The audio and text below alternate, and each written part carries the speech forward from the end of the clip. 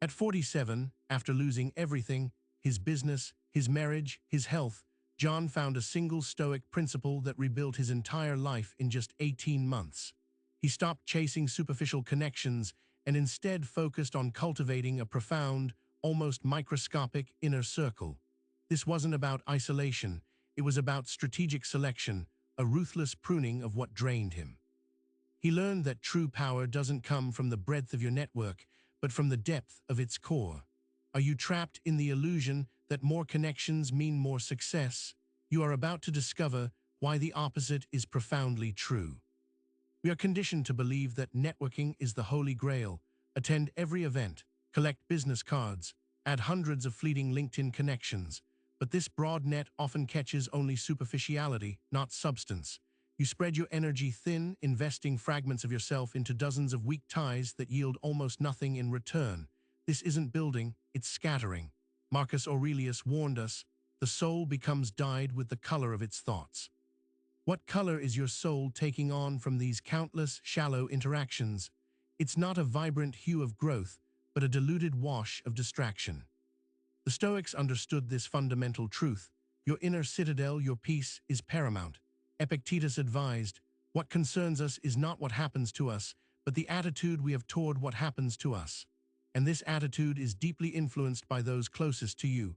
A wide circle often means a porous boundary, allowing negativity, envy, and trivialities to seep into your most sacred space. You cannot build an empire if your foundations are constantly being eroded by external noise and internal conflict brought on by misaligned associations. You must protect your sanctuary fiercely. Consider the true cost of superficiality. According to a 2023 study by the University of Oxford, individuals with larger but less intimate social networks reported higher levels of perceived stress and lower job satisfaction.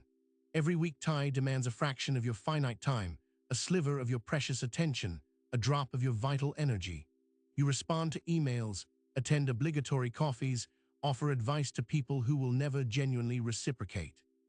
This isn't contribution, it's dilution. Your empire is starved of resources because you're distributing them too widely. You are the CEO of your life. Where is your capital going? Look at any elite performer. From Olympic athletes like Simone Biles to visionary CEOs like Elon Musk, their success isn't built on a sprawling network of acquaintances. It's forged within a small, hyper-focused circle: coaches, mentors, core team members, a few trusted advisors. These individuals aren't just supporters, they are strategic partners, accountability anchors, and truth-tellers. They don't waste time on trivialities. They challenge, they refine, they elevate. You will never see a champion surrounded by yes-men or fair-weather friends. Their success is a direct result of their ruthlessly curated environment. Small circles foster unparalleled trust and vulnerability, the bedrock of any real growth. When you limit your inner circle, you create a sanctuary where masks can drop. You can share your deepest fears, your most audacious dreams, without judgment or sabotage. This intimacy accelerates problem-solving, fuels innovation, and provides the emotional resilience needed to weather any storm. True collaboration isn't possible where trust is thin. You need allies who know your strengths and weaknesses better than you do and still choose to stand by your side, ready to fight for your vision. Academic research consistently supports this. A 2021 study published in Nature Human Behavior analyzed social networks and found that individuals with high-density, small-world networks exhibited superior problem-solving capabilities and accelerated career progression, outperforming those with larger, more diffuse networks by an average of 15–20% in complex tasks. This isn't anecdotal, it's data. Your brain performs better, your solutions are sharper, your path clearer, when your intellectual and emotional support structures are concentrated and robust. You are quite literally smarter with a focused team. But how do you identify who belongs in this precious inner sanctum? It's a filtering process, rigorous and unsentimental. Ask yourself, who truly elevates your thought, who challenges your complacency without diminishing your spirit, who celebrates your wins authentically and supports you steadfastly through your losses. As Marcus Aurelius put it, waste no more time arguing about what a good man should be one. Apply this to your circle. Find those who embody the values you aspire to, those who actively contribute to your becoming. You must assess not just loyalty, but alignment of purpose and character. Your small circle becomes a protective shield against the incessant noise of the world. In an era of constant information overload, external validation seeking, and performative activism, peace is a radical act. When you restrict access to your core, you inherently reduce exposure to negativity, gossip, and the corrosive comparisons that erode self-worth. You create a buffer, a sanctuary where strategic thought can flourish, undisturbed. You owe it to your ambitions and to your mental fortitude to curate an environment free from trivial distractions. This protection isn't selfish, it's essential for your mission. Every individual has finite resources: time, attention, emotional bandwidth, financial capital. A wide, diffuse network demands that these precious resources be scattered, often inefficiently. By intentionally narrowing your circle, you concentrate these assets. You can invest deeply in a few key relationships, creating compounding returns that echo through every facet of your life.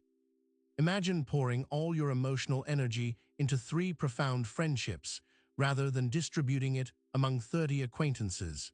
The quality of support, insight, and accountability you receive will be exponentially greater. You must redirect your finite resources strategically. Some fear a small circle leads to an echo chamber, but this fear misinterprets the purpose. A small circle isn't about surrounding yourself with identical minds. It's about surrounding yourself with aligned minds committed to rigorous truth-seeking. These are individuals who challenge your assumptions constructively, offering diverse perspectives precisely because they trust your core intentions. True collaboration, such as the intense product development teams at Apple under Steve Jobs, thrived on this focused, often confrontational, intimacy, not on agreement, but on the shared pursuit of excellence. You need intellectual sparring partners, not cheerleaders. Look at the birthplace of groundbreaking innovation. It rarely happens in sprawling corporate departments. Instead, it emerges from small, agile, and fiercely loyal teams. Think of the Manhattan Project's core scientific group or the early days of PayPal Mafia. These were not vast, loosely connected networks. They were tight-knit units, bound by shared vision, intense focus, and absolute trust. They didn't just work together, they lived the mission. This intimacy allowed for rapid iteration, brutal honesty, and a collective ownership that propelled them far beyond larger, more bureaucratic structures. You must cultivate this kind of unit. Seneca, in his letters, spoke volumes on the nature of true friendship. He said, "Associate with those who will improve you." He wasn't advocating for mere social pleasantries, but for profound, mutually elevating connections.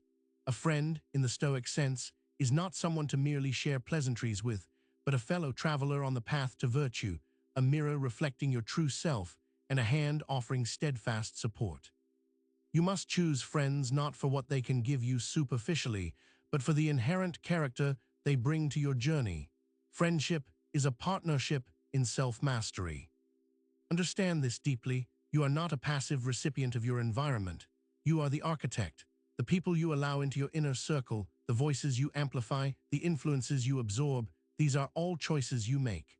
To blame others for your stagnation is to abdicate your personal power. You have the agency to curate your reality. If your current circle diminishes you, distracts you, or drains you, then you are responsible for the consequences. You must take radical ownership of who you let into your world. Your future depends on your discernment. Every great empire, whether historical or modern, was built on the strength of its core. Caesar had his trusted legions and inner council. Napoleon his marshals. Modern tech giants like Amazon or SpaceX flourish because of tightly knit, intensely loyal leadership teams who understand and execute the founder's vision with unwavering commitment. They aren't swayed by external criticism or fleeting trends. They are bound by a shared, almost fanatical, devotion to their purpose. This isn't just about teamwork. It's about a collective, focused will that cuts through chaos. You must replicate this core strength. This often requires the courage to cut ties, to prune your social garden, sometimes brutally. It means saying no to invitations that don't serve your growth, disengaging from conversations that deplete your spirit, And yes, removing individuals who consistently bring negativity or sabotage into your life. This is not easy. It will evoke discomfort, perhaps even accusations. But your mission, your peace, and your potential are non-negotiable. Seneca knew, a man is rich in proportion to the number of things he can afford to let alone. You must be willing to let go, to create space for what truly matters. When you focus your efforts, the compounding effect is profound.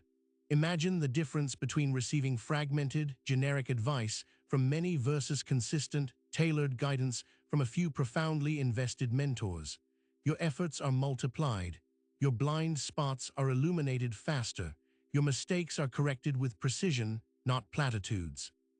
A tight, supportive circle acts as a force multiplier, amplifying your strengths and shoring up your weaknesses far more effectively than any diffuse network ever could. This is how exponential growth happens in your personal life and your empire. Consider Sarah, a solo entrepreneur. For years, she chased every networking opportunity, ending up overwhelmed and unfulfilled. She made a deliberate shift. She identified two mentors who had achieved her desired level of success and one peer who was equally ambitious. This small circle provided direct, unfiltered feedback, shared resources, and unwavering accountability. Within a year, her revenue tripled and her stress levels plummeted by 60%. This isn't a fluke. It's a testament to the focused power of a curated inner world. You are not an exception to this principle. The blueprint for your small circle is simple, yet demanding. First, identify your core values and mission. Who genuinely aligns with these? Second, audit your existing relationships. Who consistently uplifts you, challenges you constructively, and truly understands your vision? Third, ruthlessly prune the dead wood. This isn't unkindness, it's self-preservation.